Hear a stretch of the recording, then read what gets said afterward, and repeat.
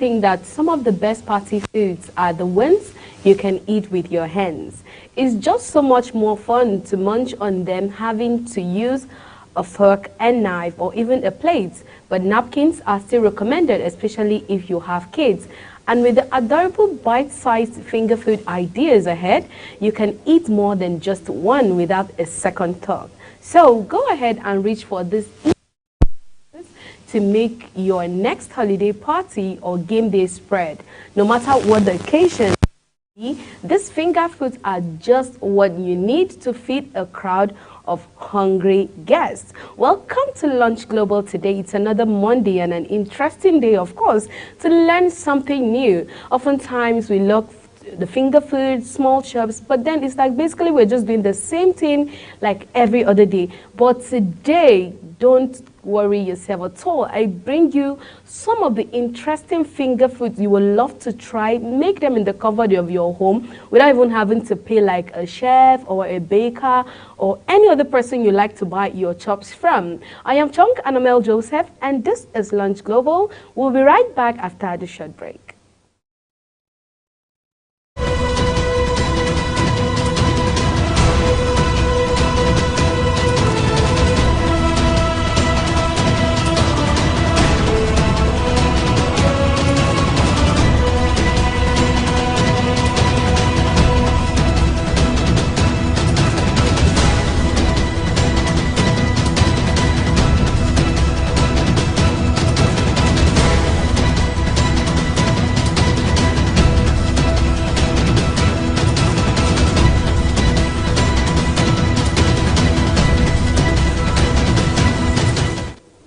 You're welcome back from the break. Oftentimes, it's super interesting for us to use our hands, pick up some things. In fact, it is even more comfortable, especially when you are in an event with friends and partying and all of that. You don't expect to eat those finger foods by using cutlery, I mean fork and knife. So it is much more easier, much more interesting. You know, everybody is just at his humble self, and those moments are one of the best moments we all cherish. So today we will start with bacon wrapped dates. These bacon wrapped dates are sweet, smoky, salty, spicy, and they are also so many flavors packed into one tiny bite.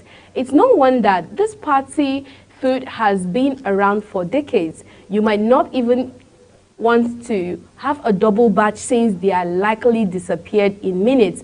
Bacon wrapped dates are a classic bacon appetizer that never goes out of style. Though they were a staple of dinner parties in the 70s, the recipe is about 200 years older in English Christmas dish called Devil's on Horseback. Now, that's a party name, you know, and it sounds really...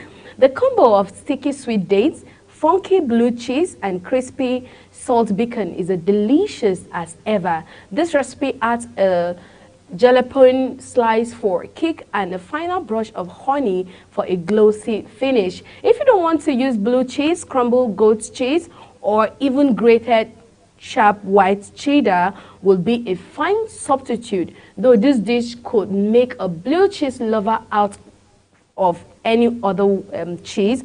Be sure to make extra as a Christmas party appetizer, a New Year Eve appetizer, or a snack for any special occasion. Now, when you want to make this bacon appetizer, what you need, all you need for the ingredients is your cream cheese.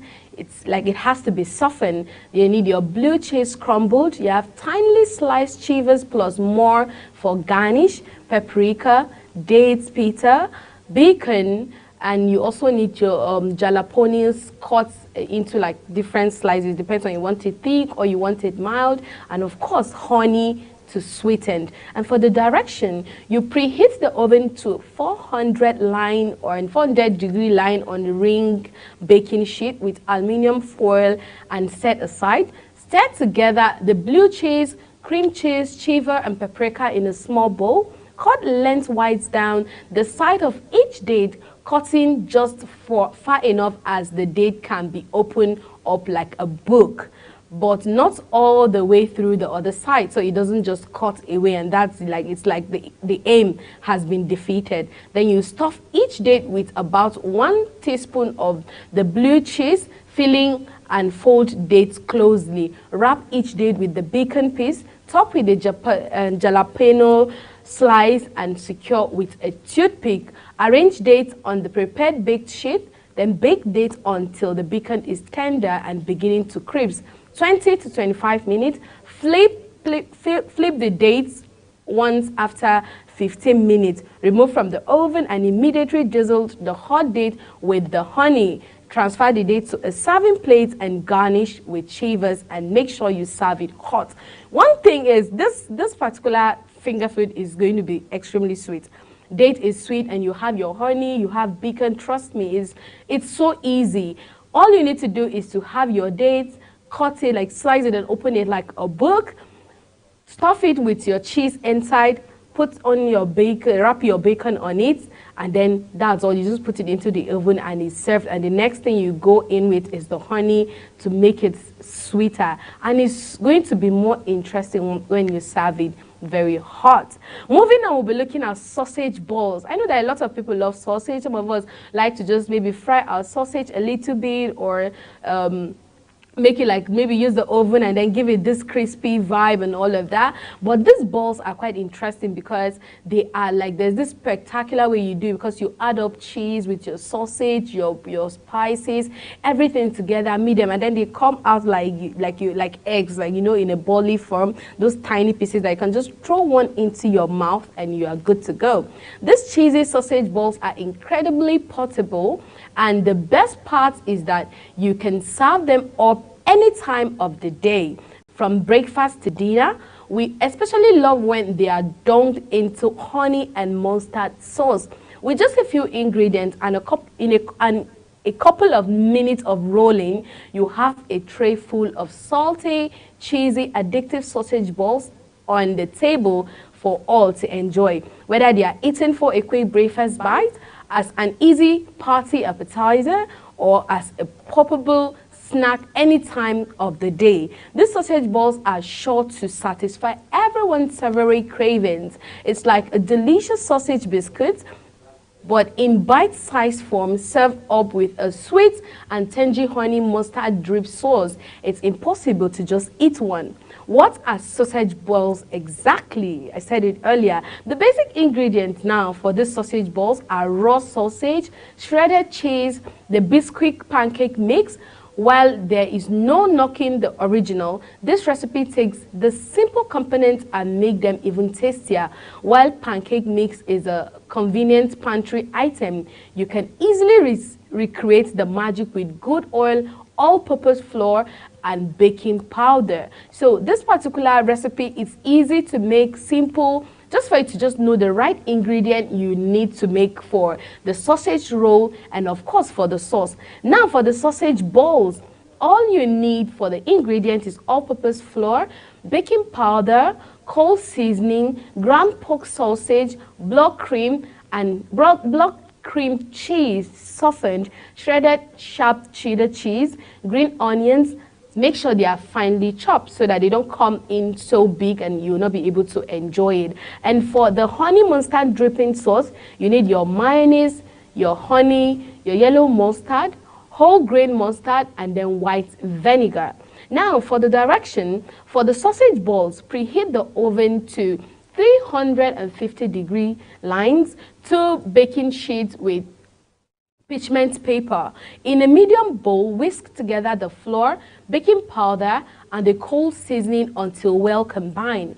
In a large bowl, crumble the raw sausage, add the cream cheese, the cheddar, the cheddar cheese, green onions, and flour mixture.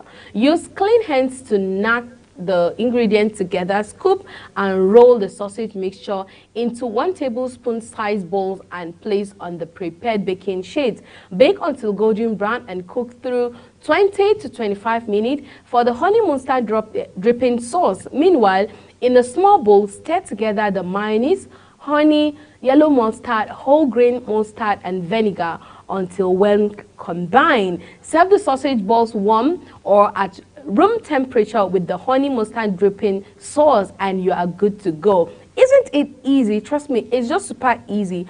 We need to stop, there's one thing we love so much, the samosa, the spring rolls, the puffs. It's like that's the only small chops we love to enjoy. But oftentimes we forget that there are other things you can create with what you even have in your house. Imagine you have sausage, you have cheese, you just have your spices, you just put in everything together. Trust me, you have to be learned to be creative at all times, because it's not, some people love to cook, some people are chefs, like that's what they do for a living. But the fact that you are not a chef or you don't own a restaurant, that does not mean you cannot be in the comfort of your space and come up with something quite incredible. Trust me, you're going to impress your kids, they're going to be happy, and they're going to be so proud of their mommy or their daddy, or you are their aunt or uncle, cousin, or a friend, or any other relationship you have with each other. There's always this joy when you make something and then everyone is there to watch you do it, help you, assist you during the process. Moving on, we'll be looking at crab stuffed mushroom. Now we have crab, we have mushroom. It's like two things together. Now what is this finger food particular about? What are the ingredients? What do you think are the ingredients? The creamy crab filling and the elegant mushroom cup make the finger food feel like a special occasion treat. Luckily, you can skip the more expensive jumbo lump crab meat and use regular lump crab or even claw meat instead. Make this crab stuffed mushroom once, and friends and family will beg for them every year, every day, every time, every weekend. This appetizer combines two beloved retro classic stuffed mushroom and crab puffs into one irresistible bite.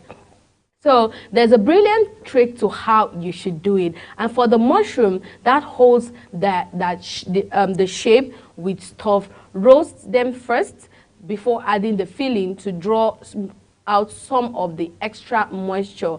And of course, you shouldn't worry, because these elegant bites don't have to break the bank. Skip the more expensive jump lump, crab meat, regular lump crab, or even claw meat.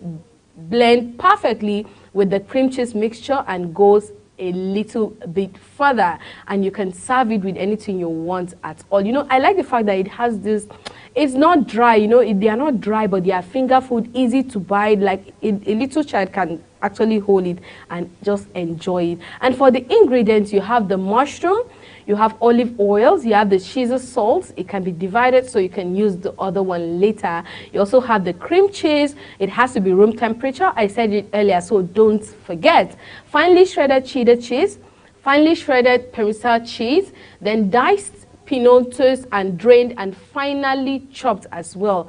Chopped parsley plus more for garnish. Garlic cloves, it has to be grated. Lump crab meat, then breadcrumbs, unsalted butter, and of course it should be melted so it will be easier for you to do your mixture. For the direction, preheat the oven to 400 degrees.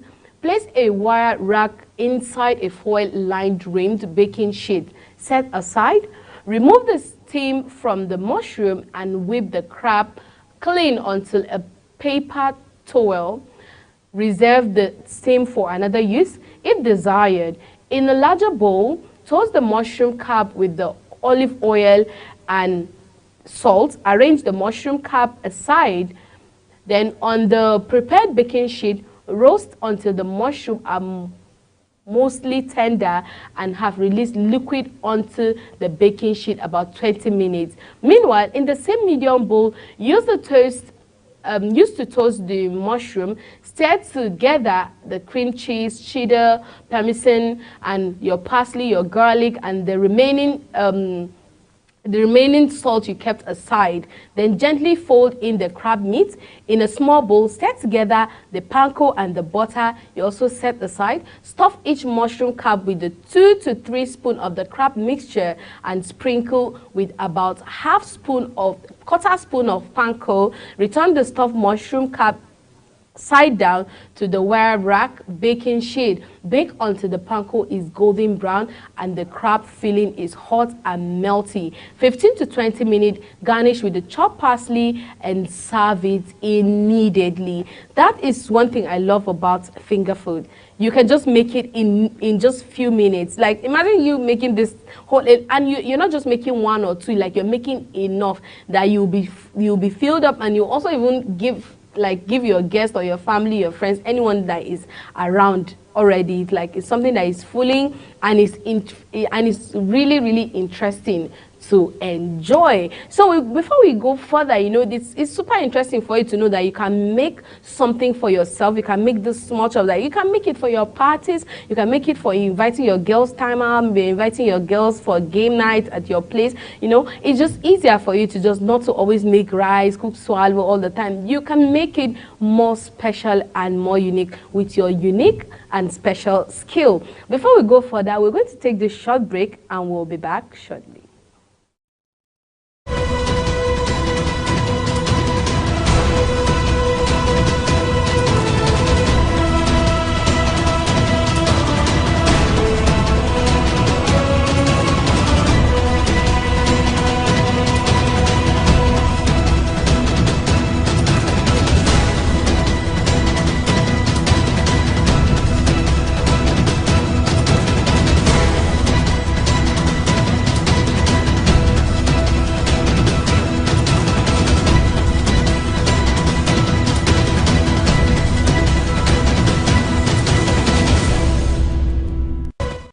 You're welcome back from the break.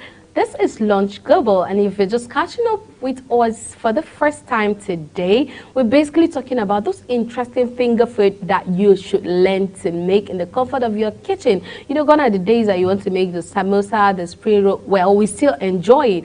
But why not learn something new to add up to the ones you know, so you have varieties and you have enough option. So moving on, we'll be looking at deviled eggs. You know, how does it sound? You know, it's easier for you to relate this particular finger food. They are the perfect accompaniment to a holiday potluck, cookout, brunch, or dinner parties, and they are so easy to make. The constant companion to picnics, potlucks, and cookouts, deviled eggs are always a hit. They make a great side dish or snack for any holiday, but they make a particularly festive Easter appetizer. It's hard to imagine eating more than 1 or 2 hard-boiled eggs, but this does not apply to this insanely snackable deviled egg. 3 or 4 can be consumed without hesitation.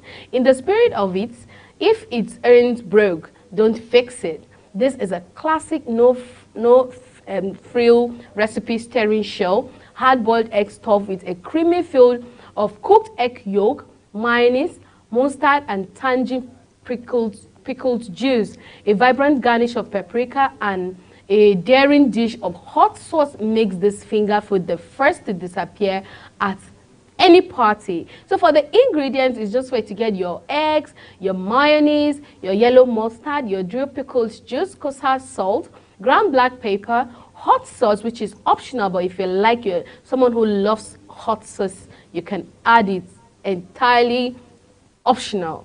Ground paprika for sprinkling, then chopped chives, which is also optional. For the direction, you peel the eggs and cut them in half, that's lengthwise. Remove the yolk from the egg, halve and place them into a bowl. Mash the yolk with a fork until they are broken up. Add the mayonnaise, mustard, pickled juice, salt, pepper, and a few drops of hot sauce if desired. Stir to combine. The mixture should be mostly smooth. Spoon the mixture into a zip-top plastic bag and snip off one of the bottom corners. Pipe the mixture into the egg white halves, then sprinkle the eggs and paprika and chill the egg in an